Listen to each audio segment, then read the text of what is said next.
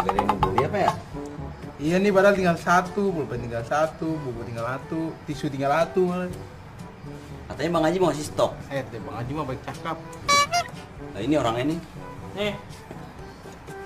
Aduh, benar. Nih. Nah, ini isinya 6 lusin buku, 5 lusin pulpen, 2 lusin pensil. Semuanya 351. Nah, tugas kalian jual ini barang untung 30% ya. Saya tinggal nih. Saya mau mandi. Mandi dan biar nggak bau. Mandi dan biar nggak bau. Kamu ngerti nggak, San? Aku aja kagak ngerti, MTK aku aja remed. Tenang Dap, kamu nggak sendiri. Aku juga nggak ngerti.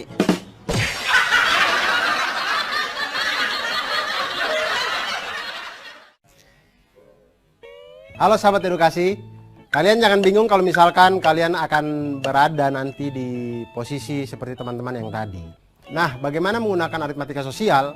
Itu yang pertama kita harus pahami dulu, ada namanya untung dan rugi. Lalu bagaimana dengan persoalan harga jualnya, harga beli dan segala macamnya, itu bisa kita hitung harga jual itu dengan dua cara. Yaitu ketika kita untung. Ketika kita untung berarti harga jual kita itu lebih besar dari harga beli. Maka harga jual itu adalah harga beli ditambah dengan untung. Tapi kalau kita rugi, maka harga jual itu dia lebih kecil daripada harga beli. Maka harga jual itu sama dengan harga beli dikurangi rugi. Lalu bagaimana dengan harga beli? Harga beli juga sama, kita bisa menghitung dengan dua cara. Yaitu pertama ketika untung. Ketika untung maka harga beli itu pasti lebih kecil dari harga jual. Maka harga beli sama dengan harga jual dikurangi dengan untung. Dan ketika rugi, maka harga beli itu lebih besar daripada harga jual. Maka harga beli sama dengan harga jual ditambah dengan rugi. Nah, kalau sahabat edukasi mengalami masalah seperti video yang tadi, maka kita cukup tahu persentase tentang untung dan juga rugi. Dan ini cukup mudah. Kita misalkan untung itu adalah U dan harga beli adalah HB, maka persentase untung sama dengan U per HB dikali dengan 100%. Dan persentase dari rugi sama dengan R per HB dikali dengan 100%. Dan untuk lebih jelasnya tentang aritmatika sosial ini, kita langsung saja menyelesaikan permasalahan dari Bang Aji dan kawan-kawan tadi. Jadi Bang Aji itu membeli alat tulis berupa buku, pensil, dan pulpen. Buku itu dia ada 6 lusin buku seharga 216.000, kemudian 5 lusin pulpen seharga 90.000, dan 2 lusin pensil seharga 45.600 rupiah. Kemudian dia memberikan kepada 2 orang adiknya, 2 orang temannya tadi, kemudian mengatakan bahwa ini harus kita jual dengan keuntungan 30%. Bagaimana cara kita jual sehingga untungnya 30%? Ya tentu harus ada yang beli. Kalau kita sehitung apapun, kalau tidak ada yang beli ya tetap tidak untung gitu. Nah, kita harus jualnya satuannya berapa nih sehingga kita untung 30%. Nah, untuk menghitung ini kita harus tahu dulu harga per bagian, harga per satuan pensil, pulpen dan juga buku. Yang pertama buku. Buku itu harganya 216.000, dibeli 6 lusin. 6 lusin berarti total buku itu adalah 6 dikali dengan 12 sama dengan 72 buku.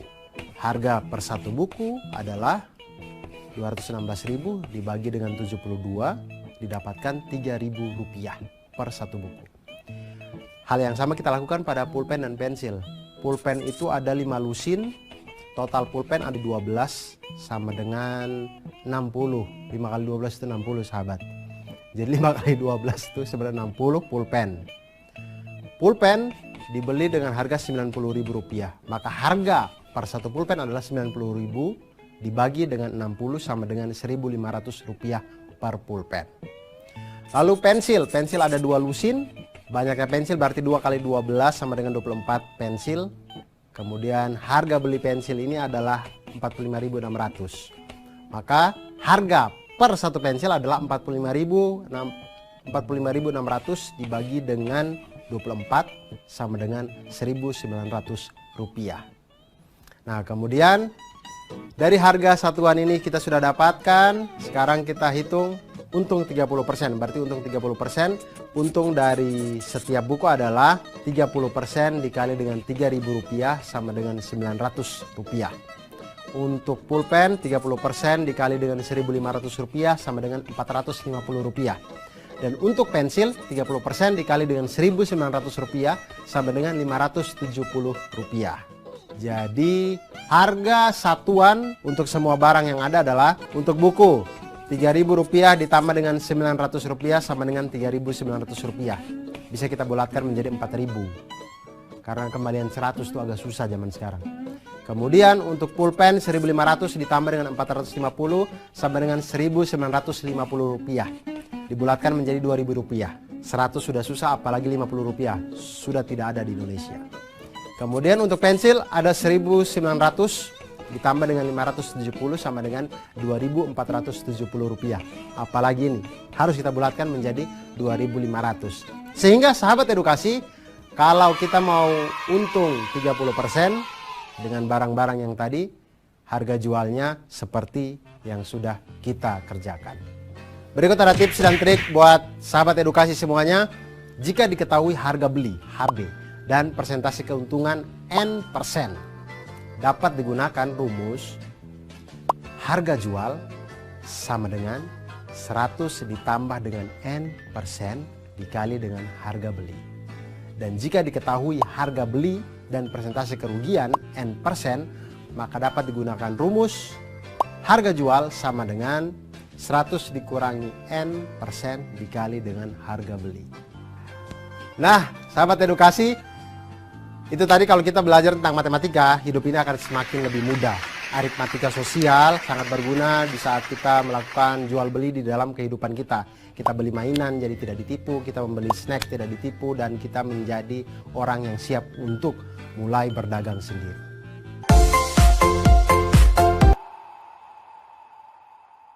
Ngapain kita kesini? Bang, Bang, iya, ngapain? nabung lah. Kan ada celengan. Ya kan itu zaman dulu. Zaman Zaman sekarang mau nabung di bank, bukan di celengan. Biar dapat bunga. Bunga apaan tuh? Bunga tumbuhan. Kan bunganya beda lagi. Yaudah, lihat ya. Ayo.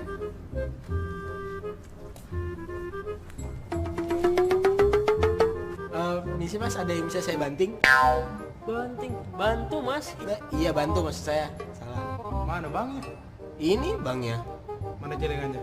Celengannya di dalam. Celengan apa? Celengan ayam. Alah, ini mas teman saya sakit gimana ya? Bukan rumah sakit ini bang. Oh, jadi saya mau nabung nih. Kira-kira 6 bulan saya dapat berapa persen bunganya? Berapa persen ya? Saya kurang tahu. Teman saya yang tahu. Nih bunganya. Bukan, itu tumbuhan. Ini baru bunga.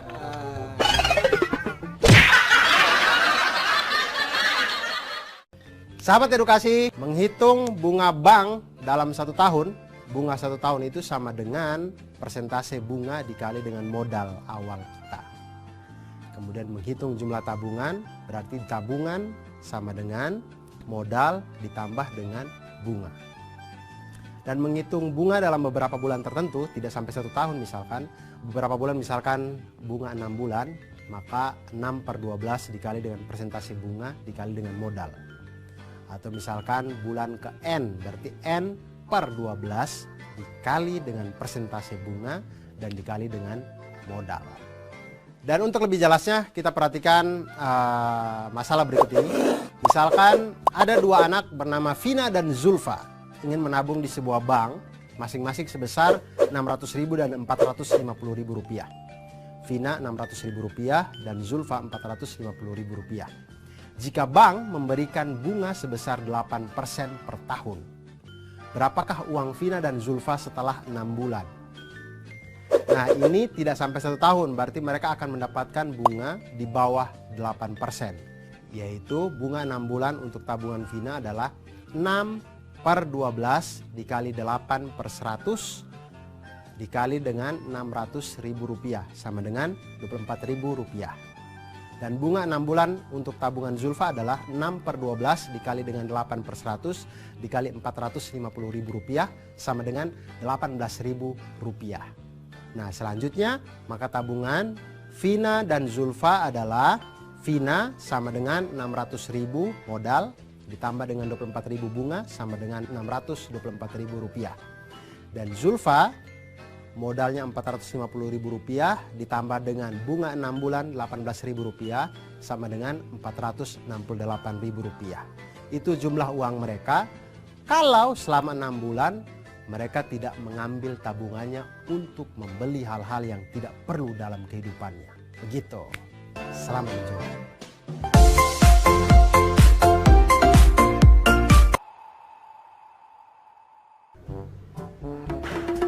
Nah, ini dia nih jeruk pesanan saya 100 kilo kan? Iya pak. Yaudah nanti kamu sekalian pindahin ke dalam ya, pindahin jeruknya. Pindahin kemana pak? Ya ke keranjang lah. Oh, ini rumah saya. Jangan keenakan di kamu dong. Yaudah cepet pindahin jeruknya. Iya pak.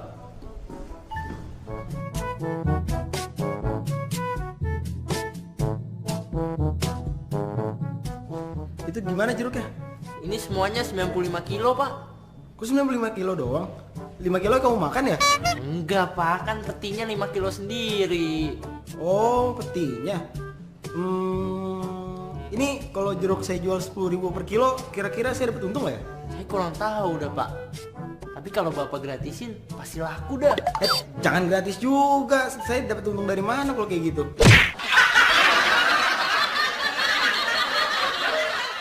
Kalau kalian membeli barang-barang di kantin, misal makanan atau apa, pasti di bungkusannya ada tertulis neto.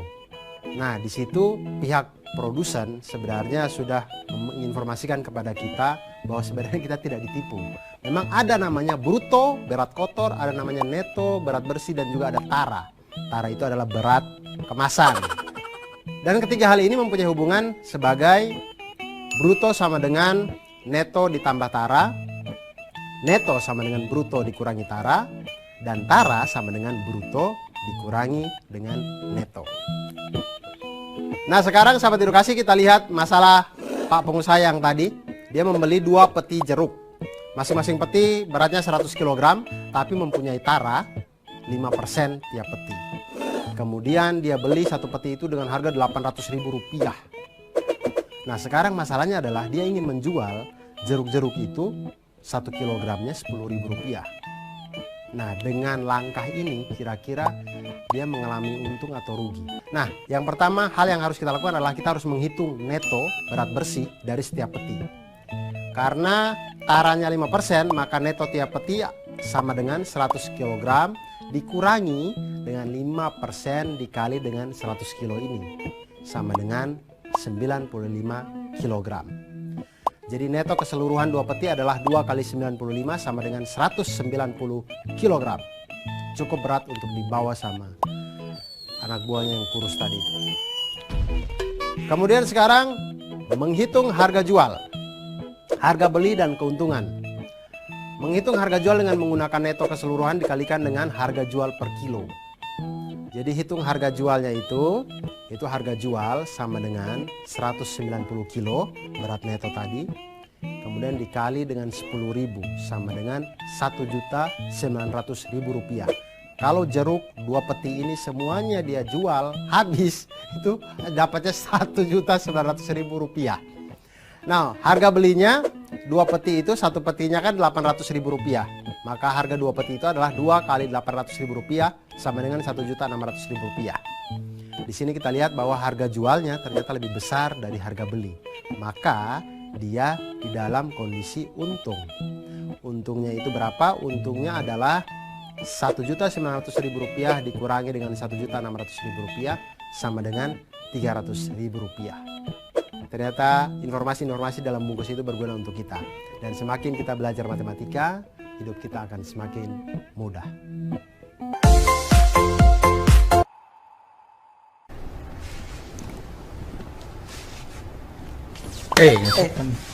Itu kamu pakai bola. Ini kan rumahku. Iya, sorry. Iya, Dak. Temen aku jalan nih nyari baju, pengen beli baju. Zaman sekarang ada namanya teknologi, namanya toko online. Iya. Ya udah, Cari bantu aja aku cari. Ini aku nemu nih baju Mana? di warnanya nih, lihat nih. Wih, bagus bajunya. Iyalah. Diskonnya 40% tambah 5%. Oh, diskonnya juga ya? Yoi. Nah, tapi aku mau nyari yang lain dulu, siapa tahu Yaudah. ada yang lebih murah. Cari. Oke. Ini ada nih. Tuh. Bajunya warna-warni. Dia diskonnya 25% ditambah 20%. Nah, tapi kan tadi itu kamu diskonnya 40% tambah 5%. Iya. Nah, punya aku nih 25% ditambah 20%. Sama aja dong, 45% juga diskonnya. Berarti harganya sama aja dong. Ya kamu ngomong panjang lebar kayak gitu juga harganya nggak bakal berubah.